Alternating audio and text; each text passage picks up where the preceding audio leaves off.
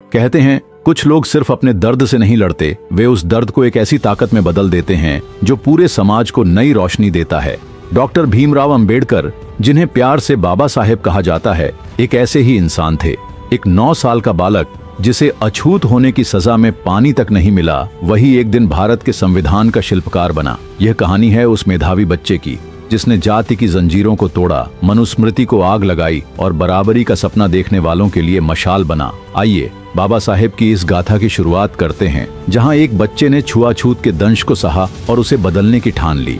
साल था 1900 के आसपास। उस समय सतारा का एक छोटा सा गांव था। उसी गांव में 9 साल का भीमराव अपने परिवार के साथ रहता था।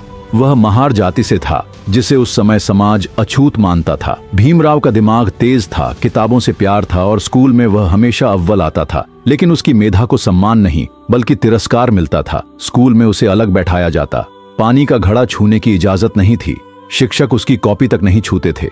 भीमराव के पिता रामजी सकपाल फौज में थे। रिटायर होने के बाद वे कोरेगांव में खजांची की नौकरी करने लगे। एक बार एक पत्रकार ने उनसे पूछा कि आपको सबसे ज्यादा कब इस जातीय भेदभाव का सामना करना पड़ा? तब भीमराव याद करते हुए बोले कि हमारा परिवार बंबई प्रेसिडेंसी के रत्नागिरी जिले के डापोली तालुके का मूल निवासी था। वहां की हरी भरी पहाड़ियों और समुद्र की लहरों के बीच हमारे पुरखों ने अपनी जड़ें जमाई थीं। लेकिन समय के साथ जब ईस्ट इंडिया कंपनी का शासन शुरू हुआ, तब मेरे पूर्वजों ने अपने पारंपरिक धंधों को छोड़कर कंपनी की फौज में भर्ती होने का फैसला किया। यह एक नया रास्ता था जो न केवल उनके लिए बल्कि हमारी पूरी पीढ़ी के लिए एक नई दिशा लेकर आया। मेरे पिता ने भी इस परंपरा को निभाया और फौज में शामिल हो गए। मेहनत और लगन से वे सूबेदार की रैंक तक पहुंचे और उसी सम्मान के साथ सेवानिवृत्त हुए। सेवानिवृत्ति के बाद पिता ने सोचा कि अब समय है अपनी जड़ों की ओर लौटने का। वे परिवार को लेकर डापोली पहुंचे, जहां हमारी पैतृक जमीन और यादें बिखरी थीं। लेकिन कुछ कारणों से उनका मन वहां नहीं रमा। शायद वहां की बदली हुई हवा या फिर कोई और वजह जिसे वे कभी खुलकर नहीं बता पाए। आखिरकार हम डापोली छोड़कर सतारा आ गए। यह साल था 1897 और हम 1904 तक सतारा में ही रहे। यहीं से मेरी कहानी शुरू होती है, एक ऐसी कहानी जो मेरे 9 साल के नन्हे मन पर ऐसी छाप छोड़ गई जिसे मैं जिंदगी भर नहीं भूल पाया। साल 1901 की बात है। मैं तब 9 साल का था। सतारा की तंग गलियों में हमारा छोटा सा घर था। मेरी मां का देहांत हो चुका था और मेरे पिता सतारा जिले के खाटव तालुके में कोरेगांव में खजांची की नौकरी कर रहे थे। उस समय बंबई सरकार अकाल से जूझ रहे किसानों को राहत देने के लिए तालाब खुदवाने का काम कर रही थी। अकाल ने हजारों लोगों की जान ले ली थी। गांवों में हाहाकार मचा था और मेरे पिता जैसे लोग इस राहत कार्य में व्यस्त थे। पिता को कोरेगांव जाना पड़ा और मुझे, मेरे बड़े भाई और मेरी बड़ी बहन के 2 बेटों को सतारा में हमारी काकी और कुछ दयालु पड़ोसियों की देखरेख में छोड़ गए। मेरी काकी बहुत ही नेकदिल थीं, लेकिन उनकी शारीरिक कमजोरी उन्हें हमारी ज्यादा मदद करने से रोकती थी। उनके पैरों में तकलीफ थी, जिसके कारण वे बिना सहारे के चल फिर नहीं पाती थीं। कई बार हमें उन्हें उठाकर एक जगह से दूसरी जगह ले जाना पड़ता था। मेरी बहनें, जिनकी शादी हो चुकी थी, अपने परिवार के साथ कुछ दूरी पर रहती थीं। उनकी अपनी जिंदगी थी और वे हमारी रोजमर्रा की परेशानियों में ज्यादा हस्तक्षेप नहीं कर पाती थीं। हम 4 बच्चे, मैं, मेरा भाई और मेरी बहन के 2 बेटे स्कूल जाते थे। लेकिन स्कूल के बाद घर लौटकर खाना बनाना हमारी जिम्मेदारी थी। काकी की हालत ऐसी नहीं थी कि वे रसोई संभाल सकें। रोटी बनाना हमारे लिए मुश्किल था क्योंकि इसमें समय और मेहनत लगती थी। इसलिए हमने आसान रास्ता चुना। पुलाव, चावल और गोश्त को एक साथ पकाकर हम अपना पेट भर लेते थे। यह बनाना आसान था और हमारे जैसे बच्चों के लिए यह सबसे सुविधाजनक खाना था। पिता कोरेगांव में इतने व्यस्त थे कि सतारा आकर हमें देखना उनके लिए मुमकिन नहीं था। लेकिन गर्मियों की छुट्टियों का समय था और उन्होंने हमें चिट्ठी लिखी कि हम कोरेगांव आ जाएं। यह खबर सुनते ही हम बच्चों में उत्साह की लहर दौड़ गई। रेलगाड़ी का नाम सुनकर ही हमारी आंखें चमक उठीं। हम में से किसी ने भी पहले कभी रेलगाड़ी नहीं देखी थी। यह हमारे लिए किसी साहसिक यात्रा से कम नहीं था। पिता की चिट्ठी में सारी हिदायतें थीं।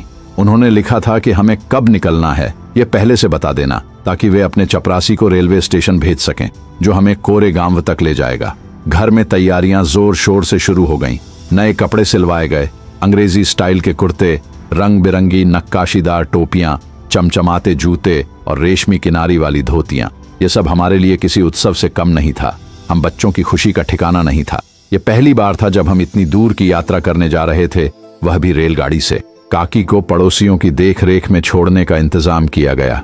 पड़ोस की कुछ औरतों ने वादा किया कि वे काकी का ख्याल रखेंगी, लेकिन जब हम घर से निकलने लगे काकी का दिल भर आया। वे जोर जोर से रोने लगीं। शायद उन्हें हमारी चिंता थी या फिर अकेले रहने का डर। हमने उन्हें तसल्ली दी, लेकिन उनकी आंखों में आंसू देखकर हमारा मन भी भारी हो गया। फिर भी यात्रा का उत्साह इतना था कि हमने खुद को संभाला और तांगे पर सवार होकर रेलवे स्टेशन की ओर चल पड़े। सतारा का रेलवे स्टेशन हमारे घर से 10 मील दूर था। तांगा हमें स्टेशन तक ले गया।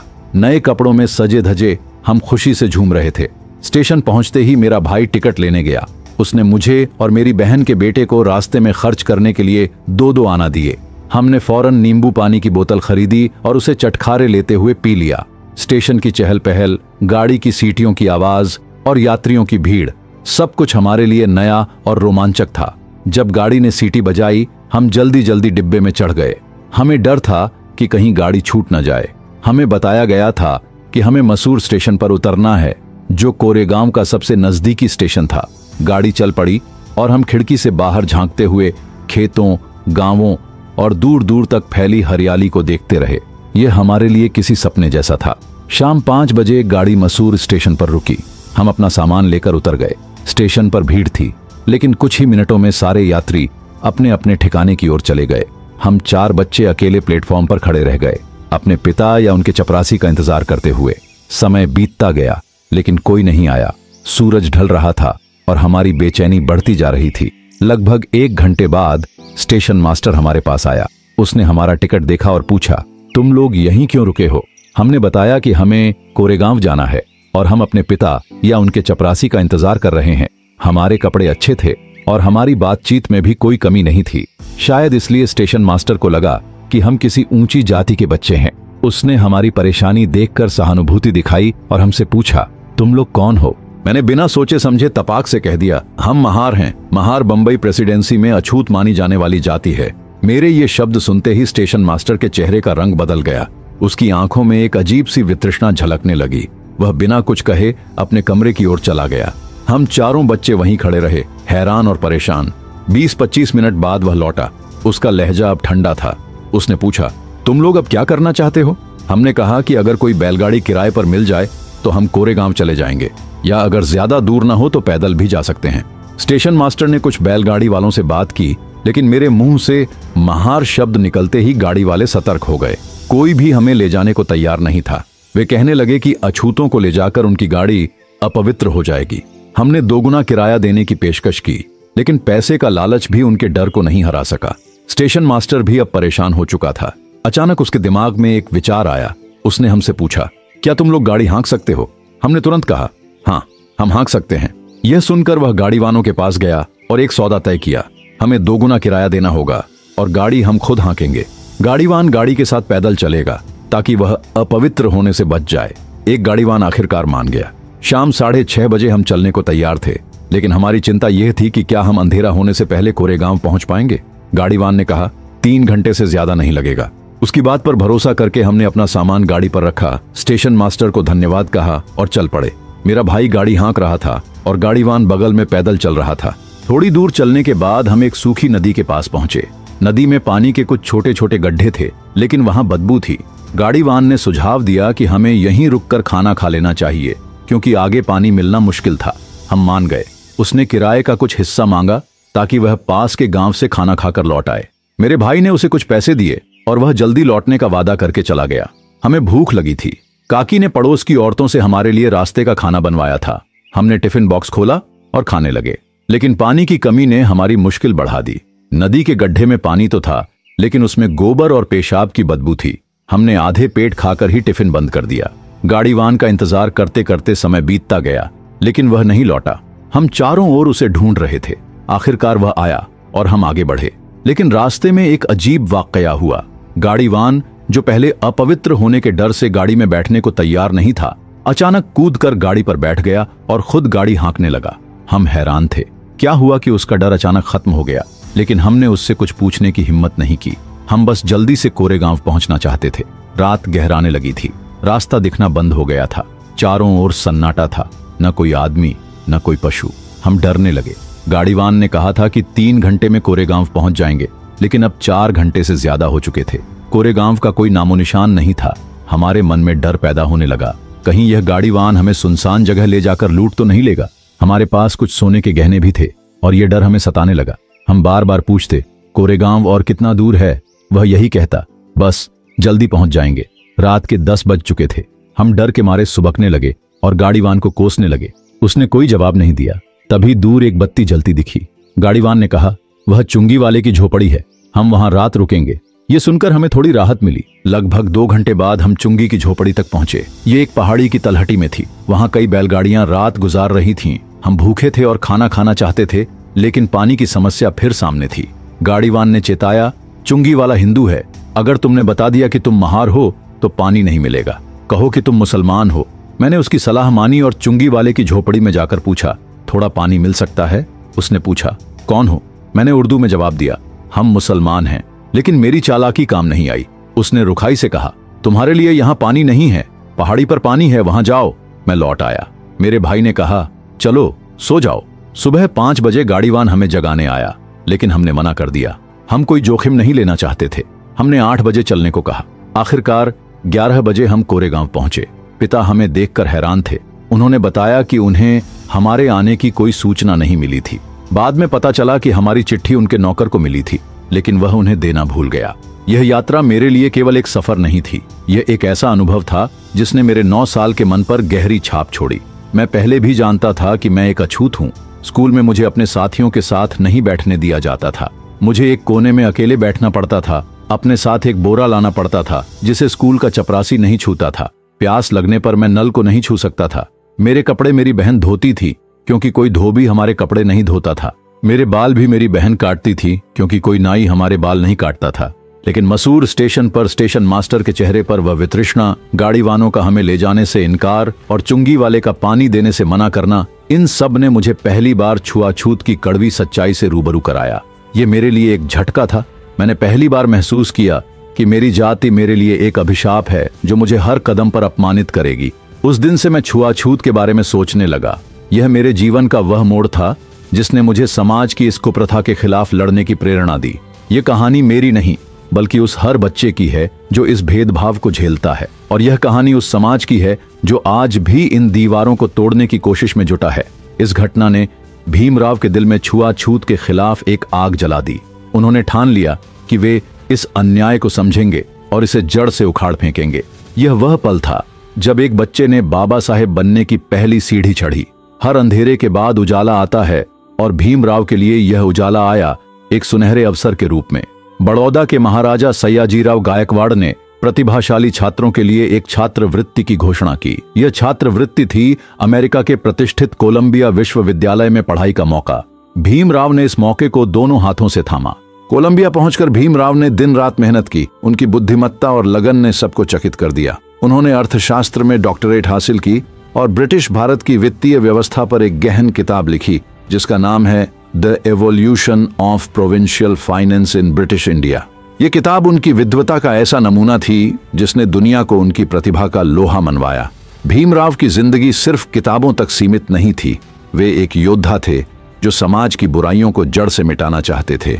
साल 1927 में महाड़ सत्याग्रह के दौरान भीमराव ने एक ऐसा कदम उठाया जिसने हिंदू समाज की नींव हिला दी। उन्होंने मनुस्मृति, जो जातिवाद और छुआछूत की जड़ मानी जाती थी, को सार्वजनिक रूप से जलाया। उस दिन हजारों लोगों के सामने भीमराव ने ऐलान किया, मैं हिंदू धर्म में पैदा हुआ हूं, लेकिन हिंदू रहकर नहीं मरूंगा। यह सिर्फ शब्द नहीं थे, यह एक क्रांति की पुकार थी। भीमराव ने उस आग से न सिर्फ मनुस्मृति को जलाया, बल्कि सदियों की गुलामी की मानसिकता को भी राख करने की ठान ली। बाबा साहेब की कलम उनकी सबसे बड़ी ताकत थी। 1937 में उन्होंने एनिहिलेशन ऑफ कास्ट नामक एक ऐतिहासिक भाषण लिखा। यह भाषण इतना तीखा और क्रांतिकारी था कि जातिपात तोड़क मंडल ने इसे प्रकाशित करने से इनकार कर दिया। लेकिन बाबा साहेब रुके नहीं। उनकी किताब थॉट्स ऑन पाकिस्तान ने देश के बंटवारे से पहले ही चेतावनी दे दी थी। उन्होंने लिखा कि अगर देश बंटा तो इसका खामियाजा खून से चुकाना पड़ेगा। उनकी दूरदर्शिता ने साबित किया कि वे न सिर्फ समाज सुधारक थे, बल्कि एक गहरे राजनीतिक चिंतक भी थे। बाबा साहेब ने शिक्षा को शेरनी का दूध कहा था, और उन्होंने इसे सिर्फ कहा नहीं, बल्कि अपनी जिंदगी से साबित भी किया। वह 9 साल का बालक, जिसे पानी के लिए तरसाया गया, एक दिन दुनिया के सबसे बड़े विश्वविद्यालयों में पढ़ा। उसने न सिर्फ खुद को शिक्षित किया बल्कि लाखों दलितों और हाशिए के लोगों को शिक्षा की राह दिखाई। जब बाबा साहेब को भारत के संविधान का प्रारूप तैयार करने का मौका मिला, उन्होंने अपने बचपन के दर्द को याद रखा।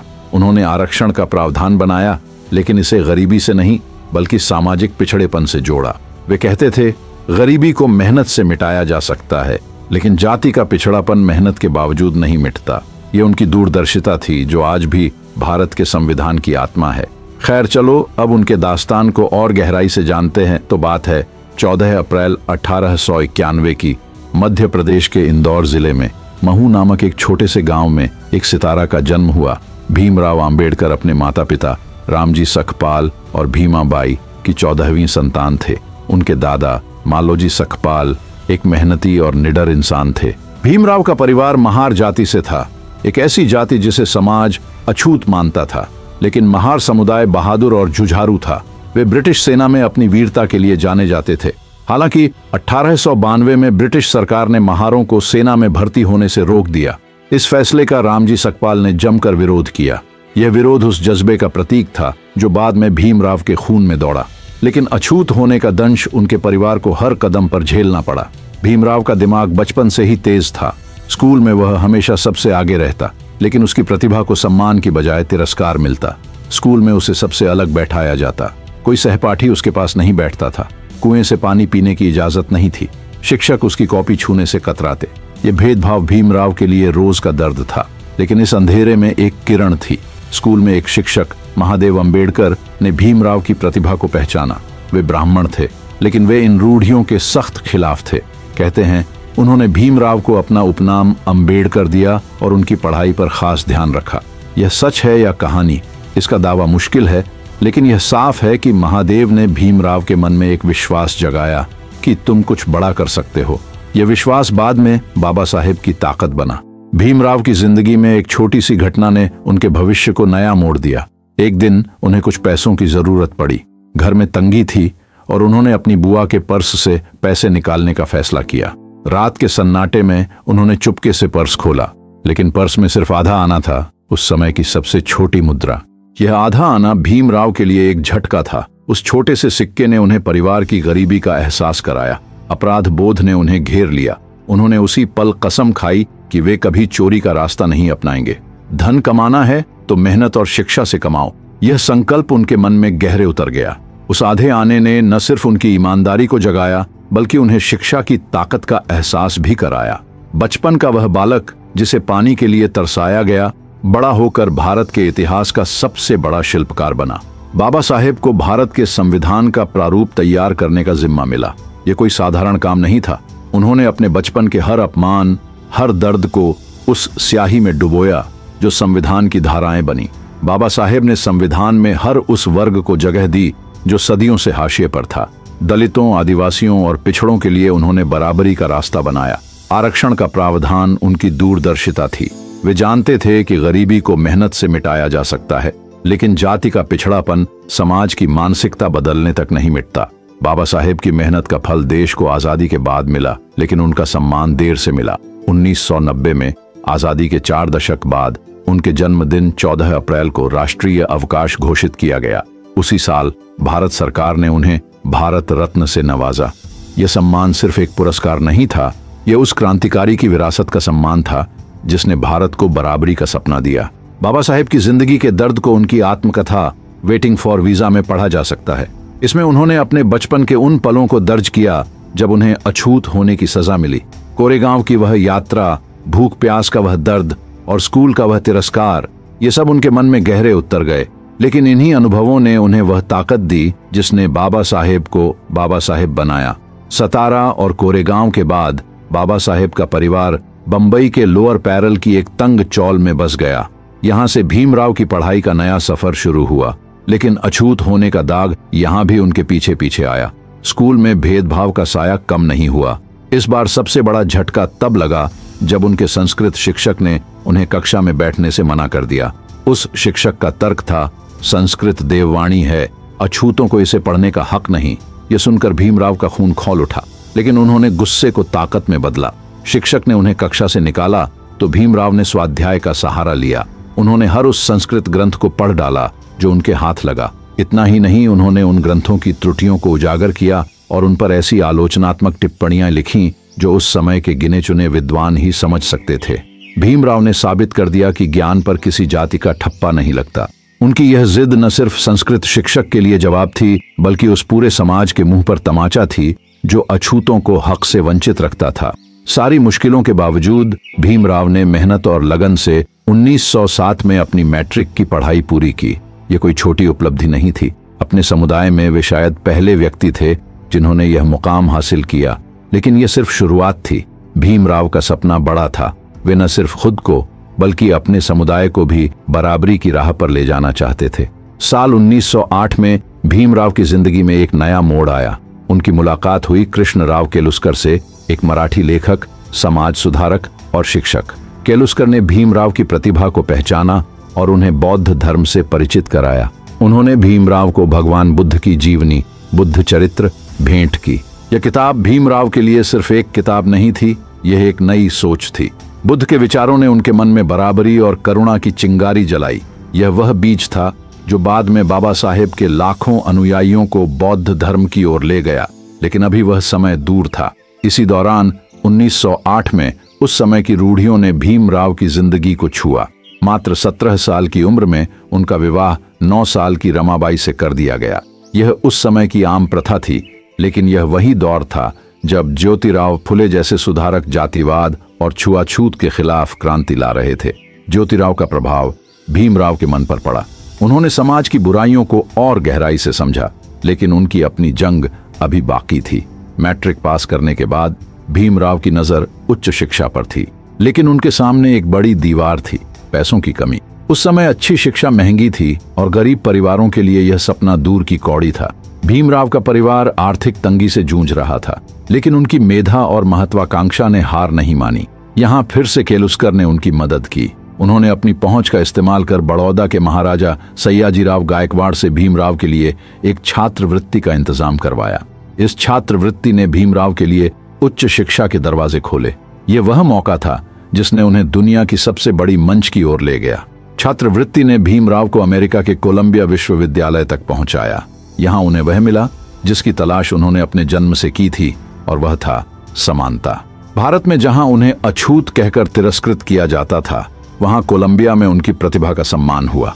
भीमराव ने यहाँ अर्थशास्त्र, राजनीति विज्ञान, दर्शन शास्त्र, समाज शास्त्र और मानव शास्त्र जैसे विषयों में गहरा अध्ययन किया। उन्होंने MA की डिग्री हासिल की, जिसकी थीसिस थी एंशिएंट इंडियन कॉमर्स। इसके बाद उन्होंने PhD पूरी की, जिसका विषय था National Dividend of India. Columbia में ही बाबा साहेब ने भारत की जाति व्यवस्था पर गहन शोध किया।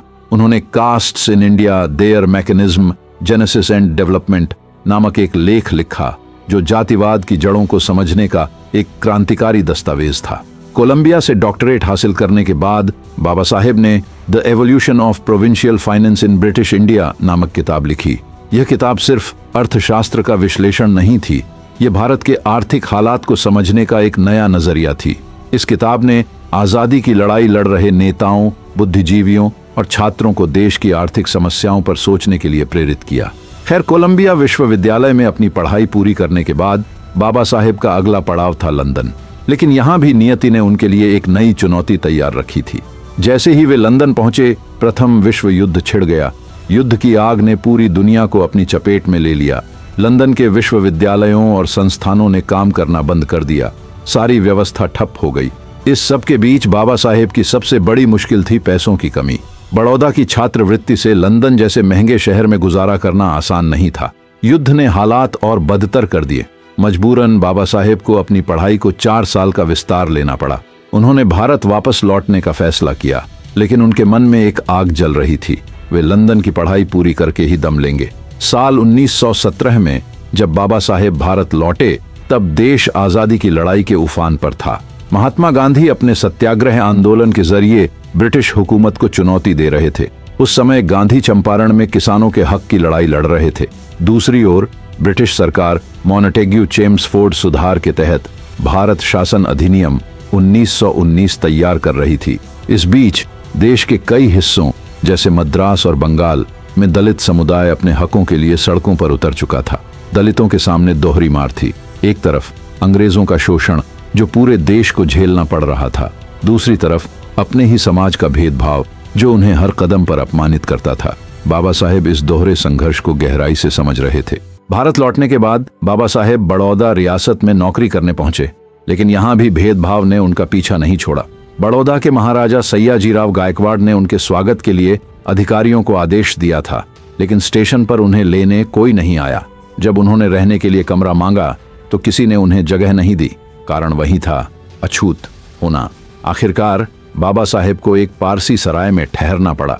महाराजा ने उनकी विद्वता को देखकर उन्हें वित्त मंत्री बनाने का प्रस्ताव रखा, लेकिन किसी कारण वे मिलिट्री सचिव बने। यह पद ऊंचा था, उनकी आर्थिक स्थिति मजबूत थी, लेकिन अछूत होने का तमगा उनके साथ चिपका रहा। ऑफिस में लोग उनके साथ ऐसा व्यवहार करते जैसे वे कोई अजनबी हों। पानी का गिलास तक उनके लिए अलग रखा जाता। हद तो तब हो गई जब पारसी मकान मालिक ने उनकी जाति का पता चलने पर उन्हें मारने पीटने की धमकी दी और सराय से बाहर निकाल दिया। बाबा साहेब का दिल टूट गया। वे सड़क पर खड़े होकर रोने लगे। यह अपमान गांधी जी के अफ्रीका वाले अपमान से कहीं गहरा था, क्योंकि यह उनके अपने देश में हुआ। इस घटना ने बाबा साहेब को और दृढ़ किया। उन्होंने ठान लिया कि वे इस भेदभाव को जड़ से उखाड़ फेंकेंगे। बड़ौदा का यह अपमान बाबा साहेब को सहन नहीं हुआ। वे बड़ौदा छोड़कर मुंबई चले गए और वहां प्रोफेसर की नौकरी शुरू की। यह उनके लिए एक नई शुरुआत थी। इस दौरान 1918 में ऑल इंडिया डिप्रेस्ड क्लासेस ने दलितों के हक की लड़ाई को और तेज किया। एक कॉन्फ्रेंस में बड़ौदा के महाराजा सयाजीराव भी शामिल हुए, जिसने दलित आंदोलन को बल दिया। 1918 से 1919 में ब्रिटिश सरकार ने सामाजिक और राजनीतिक सुधारों की जांच के लिए साउथ बोरो कमेटी बनाई। इस कमेटी का मकसद था कि मताधिकार और लोकतांत्रिक सुधारों पर समाज के विभिन्न वर्गों के विचार लेना। दलित समाज की ओर से करवीर सिंह देव और बाबा साहेब इस कमेटी में शामिल हुए। बाबा साहेब ने कमेटी के सामने बिना डरे अपनी बात रखी। उन्होंने दलितों के लिए पृथक निर्वाचक मंडल की मांग की ताकि उनकी आवाज को दबाया न जा सके। कमेटी ने उनकी सिफारिश को मंजूर किया और सांप्रदायिक प्रतिनिधित्व की घोषणा की। बाबा साहेब ने टाइम्स ऑफ इंडिया में एक लेख लिखा, जिसमें कहा, जब तक जातिगत समानता नहीं होगी, होम रूल का सपना अधूरा रहेगा। तब साल 1920 में बाबा साहेब ने अपने विचारों को जन जन तक पहुंचाने के लिए मूक नायक नाम की पत्रिका शुरू की। इस पत्रिका में उन्होंने लिखा, हमारा लक्ष्य सिर्फ आजादी नहीं, बल्कि सामाजिक, राजनीतिक, आर्थिक और धार्मिक बराबरी है।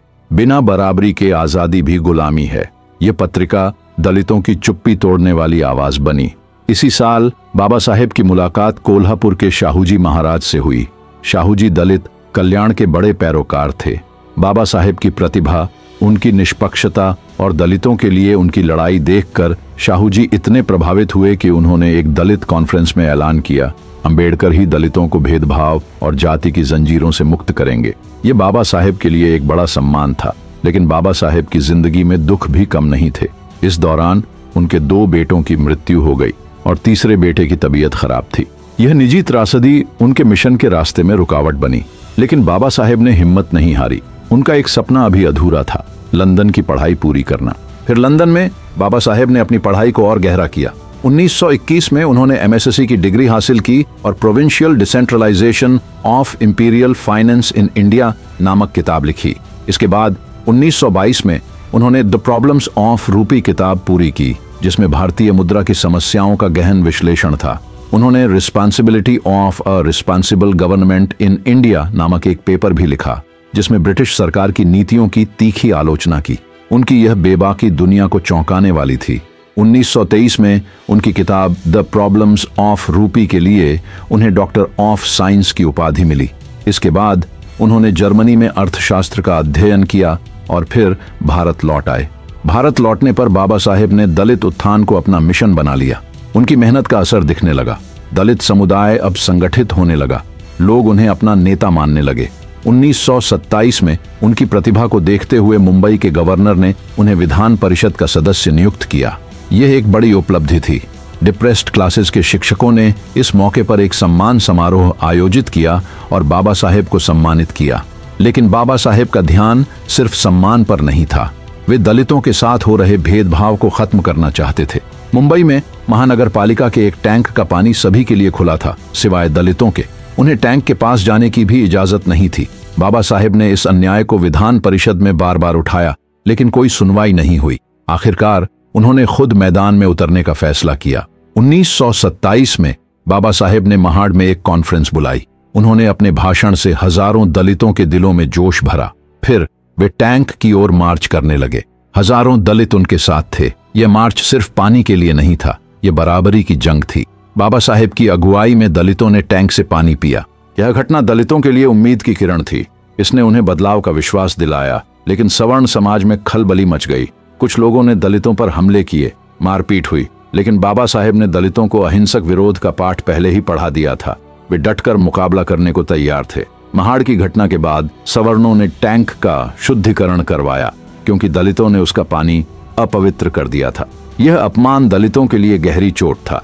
बाबा साहेब इस दर्द को समझ रहे थे। उन्होंने दलितों को फिर से जागृत करने का फैसला किया। 1927 में बाबा साहेब ने महाड़ में एक और कॉन्फ्रेंस बुलाई। इस बार उन्होंने कुछ ऐसा किया जिसने हिंदू समाज की नींव हिला दी। उन्होंने मनुस्मृति, जो जातिवाद और छुआछूत की जड़ मानी जाती थी, उसको सार्वजनिक रूप से जलाया। हजारों लोगों के सामने बाबा साहेब ने ऐलान किया, यह किताब बराबरी के खिलाफ है, इसे जलाना हमारा हक है। यह सिर्फ एक किताब जलाना नहीं था, यह सदियों की गुलामी की मानसिकता को आग लगाने जैसा था। वीर सावरकर जैसे हिंदू राष्ट्रवादी नेताओं के पैरों तले जमीन खिसक गई, लेकिन बाबा साहेब रुके नहीं। 1928 में मोतीलाल नेहरू की अध्यक्षता में नेहरू रिपोर्ट आई। दलितों को उम्मीद थी कि यह रिपोर्ट उनके हकों को जगह देगी, लेकिन ऐसा हुआ नहीं। रिपोर्ट में दलितों के लिए कोई खास प्रावधान नहीं था। यह बाबा साहेब और दलित समुदाय के लिए बड़ा झटका था। नेहरू रिपोर्ट का महत्व इसलिए था क्योंकि इसके प्रावधान भारत शासन अधिनियम 1935 में शामिल होने वाले थे। बाबा साहेब ने इस अन्याय के खिलाफ आवाज उठाने का फैसला किया। इसी साल 1928 में ब्रिटिश सरकार ने संवैधानिक सुधारों की जांच के लिए साइमन कमीशन बनाया। इस कमीशन में कोई भारतीय सदस्य नहीं था, जिसके चलते पूरे देश में इसका विरोध हुआ।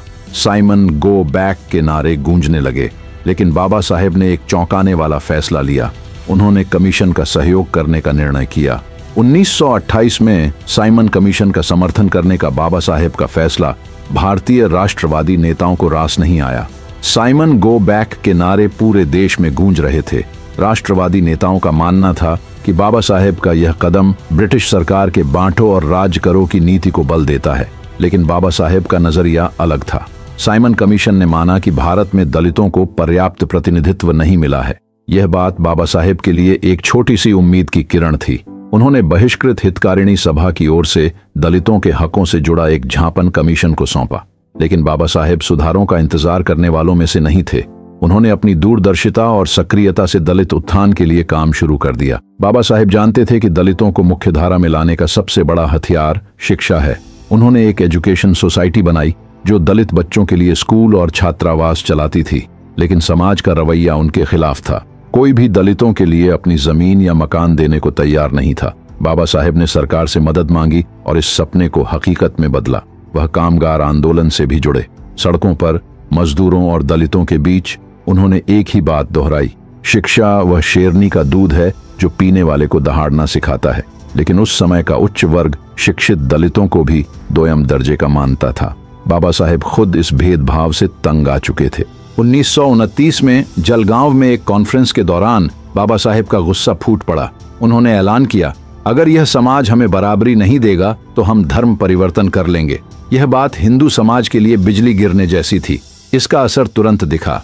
12 महारों ने अपना धर्म बदलकर इस्लाम ग्रहण कर लिया। हिंदू समाज में हड़कंप मच गया। कुछ सवर्णों ने दलितों के साथ खाना पीना शुरू किया, लेकिन यह बदलाव सतही था। बाबा साहेब का मकसद सिर्फ दिखावा नहीं, बल्कि गहरी सामाजिक बराबरी था। 1930 में बाबा साहेब ने नासिक में एक और सत्याग्रह शुरू किया। इस बार मुद्दा था मंदिर में प्रवेश। दलितों को मंदिरों में जाने की इजाजत नहीं थी। बाबा साहेब ने हजारों दलितों को लेकर मंदिर की ओर मार्च किया, लेकिन सवर्ण समाज ने इसका पुरजोर विरोध किया। यह सत्याग्रह लंबा चला क्योंकि दोनों पक्ष अपनी अपनी जिद पर अड़े थे। इसी साल 1930 में साइमन कमीशन ने अपनी रिपोर्ट दी। इसमें पृथक निर्वाचक मंडल की सिफारिश की गई ताकि दलितों को अपने प्रतिनिधि चुनने का हक मिले। यह बाबा साहेब की रणनीति की जीत थी। उन्होंने कमीशन का समर्थन इसलिए किया था क्योंकि वे जानते थे कि बिना राजनीतिक ताकत के दलितों का उत्थान असंभव है। 1930 में ब्रिटिश सरकार ने गोलमेज सम्मेलन बुलाया। यह एक वैश्विक मंच था जहां दुनिया के बड़े नेता भारत के भविष्य पर चर्चा करने आए थे। बाबा साहेब को तीनों गोलमेज सम्मेलनों में आमंत्रित किया गया। यह अपने आप में ऐतिहासिक था। पहली बार एक अछूत को वैश्विक मंच पर बराबरी का दर्जा मिला। महात्मा गांधी ने 3 में से सिर्फ दूसरे सम्मेलन में हिस्सा लिया, लेकिन बाबा साहेब हर बार मौजूद थे। राष्ट्रवादी नेताओं को यह बात खटकी। कुछ ने कहा कि ब्रिटिश सरकार बाबा साहेब को आगे करके भारतीय नेताओं में फूट डालना चाहती है, लेकिन बाबा साहेब का लक्ष्य साफ था, दलितों के लिए बराबरी। गोलमेज सम्मेलन में बाबा साहेब ने दमदार तरीके से अपनी बात रखी। उन्होंने कहा, मैं भारत की 30% आबादी का प्रतिनिधित्व करता हूं, जो अपने ही देश में गुलामों जैसा जीवन जी रही है। उन्होंने मौलिक अधिकारों की मांग की, जो आज हमारे संविधान की नींव हैं। सम्मेलन की माइनॉरिटी समिति ने माना कि दलितों और अल्पसंख्यकों की मांगें जायज हैं। भारत में गांधी जी अपने नमक सत्याग्रह से ब्रिटिश हुकूमत की नींद उड़ा रहे थे। वे गोलमेज सम्मेलन में जाने को तैयार नहीं थे। आखिरकार वायसराय लॉर्ड इरविन ने गांधी के साथ गांधी इरविन समझौता 1931 में किया। इसके तहत ब्रिटिश सरकार ने राजनीतिक कैदियों को रिहा किया और गांधी ने नमक सत्याग्रह रोककर दूसरे गोलमेज सम्मेलन में जाने की हामी भरी। 7 दिसंबर 1931 को शुरू हुए दूसरे गोलमेज सम्मेलन में माहौल गर्म था। महात्मा गांधी, मदन मोहन मालवीय और मोहम्मद अली जिन्ना जैसे बड़े नेता मौजूद थे। बाबा साहेब भी वहां थे, अपनी अटल दृढ़ता के साथ। सम्मेलन में 2 बड़े मुद्दे थे। पहला, पहले गोलमेज की रिपोर्ट पर चर्चा, और दूसरा, पृथक निर्वाचक मंडल का सवाल। गांधी ही ने कांग्रेस का पक्ष रखते हुए कहा, कांग्रेस पूरे भारत का प्रतिनिधित्व करती है, हिंदू, मुस्लिम, दलित, सभी का। उन्होंने पृथक निर्वाचक मंडल का पुरजोर विरोध किया। उनका तर्क था, हम सब एक ही मिट्टी के बने हैं, अछूत और ब्राह्मण में कोई फर्क नहीं। अगर दलितों को अलग निर्वाचक मंडल दिया गया तो यह हिंदू समाज को हमेशा के लिए बांट देगा। मैं इसे कभी स्वीकार नहीं करूंगा।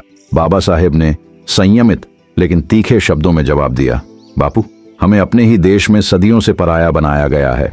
हम कुएं से पानी नहीं ले सकते, स्कूल में बैठ नहीं सकते, मंदिर में घुस नहीं सकते। क्या यही आपकी एकता है? हमें अपनी आवाज चाहिए, और वह सिर्फ राजनीतिक अधिकारों से मिलेगी। गांधी ने गहरी सोच में डूबकर कहा, मैं दलितों का दुख समझता हूं, लेकिन यह दुख सिर्फ राजनीतिक अधिकारों से नहीं मिटेगा। असली बदलाव तब आएगा जब हर हिंदू अपने घर का दरवाजा दलितों के लिए खोले। मैं उन्हें हरिजन मानता हूं, ईश्वर के लोग। हरिजन शब्द पर बाबा साहेब का गुस्सा फूट पड़ा। उन्होंने कहा, हरिजन कहने से हम इंसान नहीं बन जाएंगे बापू। जब समाज हमें इंसान नहीं मानता तो इंसान होने का एहसास सिर्फ आरक्षण और राजनीतिक हिस्सेदारी से मिलेगा। अगर हमारी आवाज सत्ता में नहीं होगी तो सुधार सिर्फ सपना रह जाएगा। गांधी जी ने जवाब दिया, मैं सुधार का सपना देखता हूं और इसके लिए लड़ता हूं। सवर्ण हिंदुओं को खुद बदलना होगा। पृथक निर्वाचक मंडल इस बदलाव को रोक देगा और अंग्रेजों को बांटो और राज करो की नीति चलाने का मौका देगा। बाबा साहेब ने बिना डरे कहा, बापू, हमारे पास अब इंतजार करने का वक्त नहीं है, सदियां बीत गईं। अगर कम्युनल अवार्ड हमें हमारी पहचान और हक देता है तो मैं उसका समर्थन करूंगा, चाहे कोई माने या न माने। गांधी जी ने आखिरी शब्द कहे, शायद हमारी राहें अलग हैं डॉक्टर साहब, लेकिन मेरा विश्वास है कि हम दोनों का मकसद एक है, भारत को न्यायपूर्ण और आजाद बनाना। मैं प्रार्थना करता हूं कि हम एक दिन साथ खड़े हों, न कि आमने सामने। बाबा साहेब ने दृढ़ता से जवाब दिया, मैं भी यही चाहता हूं बापू, लेकिन बराबरी और सम्मान के बिना एकता सिर्फ दिखावा है। अगर मुझे एकता और आत्मसम्मान में से चुनना पड़े तो मैं आत्मसम्मान चुनूंगा। सम्मेलन में बाबा साहेब ने एक और मुद्दा उठाया जिसने सबको चौंका दिया। उन्होंने कहा, रियासतों को विशेष प्रतिनिधित्व देना लोकतंत्र के खिलाफ है। यह बयान सामंतवाद और रजवाड़ों पर सीधा हमला था। उस समय तक कोई नेता इतनी हिम्मत से रजवाड़ों की आलोचना नहीं करता था। माहौल तनावपूर्ण हो गया। गांधी जी को अगले दिन मजबूरन पूछना पड़ा, आखिर अंबेडकर चाहते क्या हैं? उन्होंने कहा, वे जो भी चाहें हम उनके साथ हैं, लेकिन कांग्रेस विशेष प्रतिनिधित्व के खिलाफ है। यह बयान गांधी की मजबूरी और बाबा साहेब की ताकत दोनों को दिखाता था। दिसंबर 1931 में सम्मेलन खत्म हुआ। जब गांधी जी भारत लौटे तो दलितों ने उनके खिलाफ काले झंडे दिखाए। यह साफ था कि बाबा साहेब ने गांधी जी की दलितों के हितैषी वाली छवि को चुनौती दे दी थी। बाबा साहेब अब दलितों के लिए एक नए और बुलंद नेता बन चुके थे, लेकिन गांधी जी के समर्थकों ने उन्हें अंग्रेजों का एजेंट कहकर अपमानित करने की कोशिश की। फिर 17 अगस्त 1932 को ब्रिटिश सरकार ने कम्युनल अवार्ड की घोषणा की। इसके तहत दलितों को पृथक निर्वाचक मंडल का हक दिया गया। ये बाबा साहेब की बड़ी जीत थी, लेकिन गांधी जी के लिए यह अस्वीकार्य था। उन्होंने इसे हिंदू समाज के विभाजन की साजिश माना। तब गांधी जी ने अपना सबसे बड़ा हथियार निकाला, वे पुणे की यरवदा जेल में आमरण अनशन पर बैठ गए। उनका कहना था कि पृथक निर्वाचक मंडल हिंदू समाज को तोड़ेगा। इस अनशन ने पूरे देश में तूफान ला दिया। बाबा साहेब के खिलाफ आलोचना शुरू हो गई। उनके पुतले जलाए गए, नारेबाजी हुई, दलितों पर हमले बढ़ गए। गांधी जी की बिगड़ती हालत ने माहौल को और तनावपूर्ण कर दिया। फिर 24 सितंबर 1932 को बाबा साहेब यरवदा जेल पहुंचे। यह मुलाकात इतिहास की दिशा बदलने वाली थी। गांधी जी की हालत नाजुक थी। देश में दंगे भड़क रहे थे। भारी दबाव में बाबा साहेब ने पूना पैक्ट पर हस्ताक्षर किए। इसके तहत पृथक निर्वाचक मंडल को छोड़ दिया गया। इसके बदले दलितों को विधानसभाओं में 77 से बढ़ाकर 147 आरक्षित सीटें दी गईं और उनकी हिस्सेदारी कुल सीटों का 18% तय हुई। यह समझौता बाबा साहेब के मन के खिलाफ था। वे इसे पूरे दिल से स्वीकार नहीं करना चाहते थे, लेकिन गांधी जी की जान और दलितों पर बढ़ते अत्याचारों ने उन्हें मजबूर कर दिया। ये बाबा साहेब की वह कुर्बानी थी जो उन्होंने अपने समुदाय के लिए दी। 26 फरवरी 1955 को बीबीसी को दिए एक साक्षात्कार में बाबा साहेब ने गांधी जी के बारे में कहा था कि उन्हें आश्चर्य है कि पश्चिमी दुनिया गांधी में इतनी रुचि क्यों लेती है। उन्होंने कहा कि गांधी केवल इतिहास का हिस्सा है, नए युग के निर्माता नहीं। बीबीसी के साथ इस साक्षात्कार में बाबा साहेब ने गांधी को भारत के इतिहास में एक प्रकरण के रूप में देखा। उन्होंने कहा कि गांधी देश की लोगों के ज़हन से पहले ही गायब हो चुके हैं और उनकी याद केवल इसलिए आती है क्योंकि कांग्रेस पार्टी उनके जन्मदिन या जीवन से जुड़ी घटनाओं का आयोजन करती है। बाबा साहेब ने गांधी के प्रति अपनी इस राय को काफी समय से व्यक्त किया था और उनका मानना था कि गांधी जी ने भारत के लिए कोई वास्तविक या स्थायी योगदान नहीं दिया। खैर, पूना पैक्ट के बाद भी बाबा साहेब ने हार नहीं मानी। वे दलित उत्थान की जंग को और तेज करने में जुट गए। 13 अक्टूबर 1935 को महाराष्ट्र के नासिक के येवला में एक विशाल सम्मेलन हुआ। हजारों दलित बाबा साहेब की एक आवाज सुनने को जमा थे। उस मंच से बाबा साहेब ने एक ऐसा ऐलान किया जिसने हिंदू समाज की नींव हिला दी। उन्होंने कहा, मैं हिंदू धर्म में पैदा हुआ लेकिन हिंदू रहकर मरूंगा नहीं। ये सिर्फ शब्द नहीं थे, ये सदियों के अपमान के खिलाफ बगावत थी। बाबा साहेब ने देखा था कि हिंदू धर्म की व्यवस्था में दलितों के लिए सम्मान का कोई स्थान नहीं। छुआछूत, मंदिरों में प्रवेश पर रोक, पानी के लिए अलग घड़े, स्कूलों में भेदभाव, ये सब उनकी जिंदगी का रोजमर्रा का सच था। सुधार की सारी कोशिशें नाकाम हो चुकी थीं। बाबा साहेब ने महसूस किया कि जब तक धर्म नहीं बदलेगा, आत्मसम्मान और बराबरी का सपना अधूरा रहेगा। इस ऐलान ने दलित समाज में नई चेतना जगा दी। येवला सम्मेलन को आज भी धर्म परिवर्तन आंदोलन की नींव माना जाता है। हिंदू समाज में खलबली मच गई। गांधी जी के यरवदा अनशन का डर, जो हिंदू समाज के बंटवारे को रोकने के लिए था, अब सच होता दिख रहा था। बाबा साहेब ने दलितों की आवाज को दुनिया तक पहुंचाने के लिए कई मंच बनाए। उन्होंने मूक नायक, बहिष्कृत भारत, जनता, समता और प्रबुद्ध भारत जैसे प्रकाशनों का संपादन किया। ये पत्रिकाएं सिर्फ समाचार नहीं थीं, ये दलितों के आत्मसम्मान की पुकार थीं। साथ ही बाबा साहेब ने श्रमिकों के हक के लिए भी लड़ाई लड़ी। उन्होंने श्रम कानून, बीमा, न्यूनतम वेतन और मजदूर यूनियनों से जुड़े कई विधेयक पारित करवाए। दलितों को संगठित करने के लिए उन्होंने राजनीतिक और आर्थिक मंच बनाए। इसका नतीजा था 1936 में इंडिपेंडेंट लेबर पार्टी की स्थापना और 1937 में इस पार्टी ने मुंबई प्रेसिडेंसी चुनावों में शानदार जीत हासिल की। कम लोग जानते हैं कि रिजर्व बैंक ऑफ इंडिया की स्थापना में बाबा साहेब की भूमिका थी। उनकी किताब द प्रॉब्लम्स ऑफ रूपी और उनके आर्थिक विचारों ने भारत की मौद्रिक नीति को आकार दिया। उनकी दूरदर्शिता ने देश की आर्थिक नींव को मजबूत किया। 1937 में बाबा साहेब ने एनिहिलेशन ऑफ कास्ट नामक एक ऐतिहासिक भाषण लिखा। यह भाषण इतना क्रांतिकारी था कि जातिपात तोड़क मंडल ने इसे प्रकाशित करने से इनकार कर दिया। बाद में जब यह किताब के रूप में छपी तो यह सामाजिक न्याय आंदोलन का घोषणा पत्र बन गया। बाबा साहेब ने जाति व्यवस्था की जड़ों को उजागर किया और उसे खत्म करने का रास्ता दिखाया। 1944 में कोलकाता में बाबा साहेब ने एक और दूरदर्शी कदम उठाया। उन्होंने नदियों को जोड़ने की योजना पेश की। यह विचार उस समय क्रांतिकारी था। आज जब हम नदियों को जोड़ने की बात करते हैं तो बाबा साहेब की वह सोच हमें प्रेरित करती है। बाबा साहेब आम्बेडकर सिर्फ एक इंसान नहीं, एक तूफान थे, एक ऐसी मशाल जिसने सदियों के अंधेरे को चीरकर बराबरी का उजाला फैलाया। जिस बालक को अछूत कहकर कुएं से पानी नहीं पीने दिया गया, उसने अपने ज्ञान, हिम्मत और आत्मसम्मान से भारत के संविधान की नींव रखी। महाड़ के टैंक से लेकर येवला के मंच तक, मनुस्मृति की आग से लेकर पूना पैक्ट की मजबूरी तक, बाबा साहेब ने हर कदम पर दलितों को उनका हक दिलाया। उनकी हर सांस में एक सपना था, एक ऐसा भारत जहां कोई अछूत ना हो, जहां हर इंसान सिर उठाकर जी सके। मूक नायक की स्याही, एनिहिलेशन ऑफ कास्ट की पुकार और इंडिपेंडेंट लेबर की जीत, ये सब बाबा साहेब की उस जंग के हथियार थे जो उन्होंने लाखों दबे कुचले लोगों के लिए लड़ी। उन्होंने नदियों को जोड़ने का सपना देखा, रिजर्व बैंक की नींव रखी और श्रमिकों को अधिकार दिलाए। लेकिन बाबा साहेब की असली ताकत थी उनकी अटल हिम्मत। जब समाज ने उन्हें ठुकराया तो उन्होंने आत्मसम्मान को चुना। जब रास्ता मुश्किल हुआ तो उन्होंने रास्ता बनाया। उनके शब्द आज भी गूंजते हैं, शिक्षा लो, संघर्ष करो और संगठित हो जाओ। आज जब हम आजाद भारत में सांस लेते हैं तो उसमें बाबा साहेब की बड़ी भूमिका है। उनकी मशाल आज भी जल रही है हर उस दिल में जो बराबरी के लिए लड़े। बाबा साहेब सिर्फ अतीत नहीं, हमारे भविष्य हैं। उनकी कहानी हमें सिखाती है कि कोई दर्द कितना भी बड़ा हो, कोई दीवार कितनी भी ऊंची हो, अगर इरादा पक्का हो तो कोई सपना असंभव नहीं। बाबा साहेब, आपकी मशाल कभी नहीं बुझेगी। आपकी जंग हमारी जिम्मेदारी है। यदि आप बाबा साहब की तरह बिरसा मुंडा की कहानी सुनना चाहते हैं तो स्क्रीन पर दिख रहे वीडियो को जरूर क्लिक करें। और हाँ, यदि आप यहाँ तक यह वीडियो देख चुके हैं तो इसका अर्थ है कि आप एक जिज्ञासु और समर्पित विद्यार्थी हैं। कृपया कमेंट में अवश्य बताएं कि आपको यह कहानी कैसी लगी और आगे आप किस महान व्यक्तित्व की दास्तान सुनना चाहेंगे। तब तक आप अपना और अपने परिवार का अच्छे से ध्यान रखें। जय हिंद, जय भीम।